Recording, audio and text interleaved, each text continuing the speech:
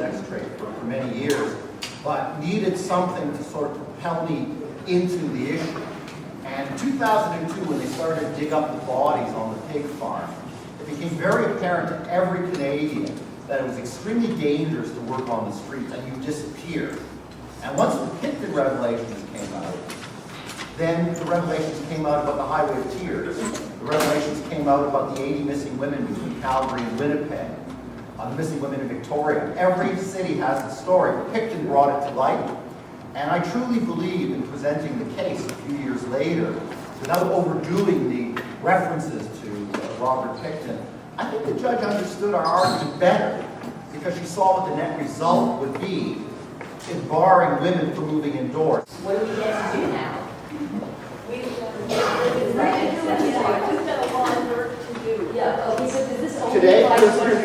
So this is it's binding in Ontario until the federal government applies and receives a stay of execution of judgment. They no longer can charge you for communicating on the street. Secondly, you are allowed to move into a fixed location. One person, 20 people, there's no regulation right now, and you don't expose yourself to body house sanctioning. Thirdly, you can hire people to work for you. Okay. People can take money from you and it's not tainted, and they can be your accountants, your bookkeepers, your receptionists. There's a 30-day freeze or limbo period where this judgment does not have impact. However, the federal government will have to apply for a stay after that, because after 30 days, the judgment takes effect. 80%, by the way, of the sex trade, according to our experts, is indoors already.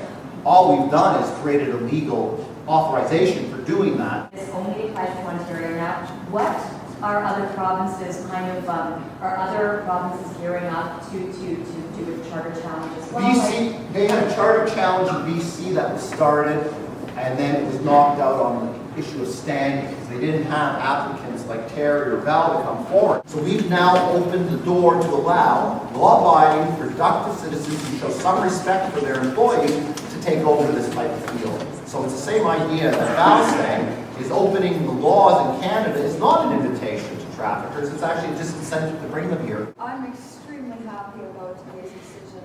As you know, I've been fighting in the courts since 1994, and even though I went through several trials, and even the Supreme Court of Canada, no one was ever clear about what I could and couldn't do with the privacy of my home.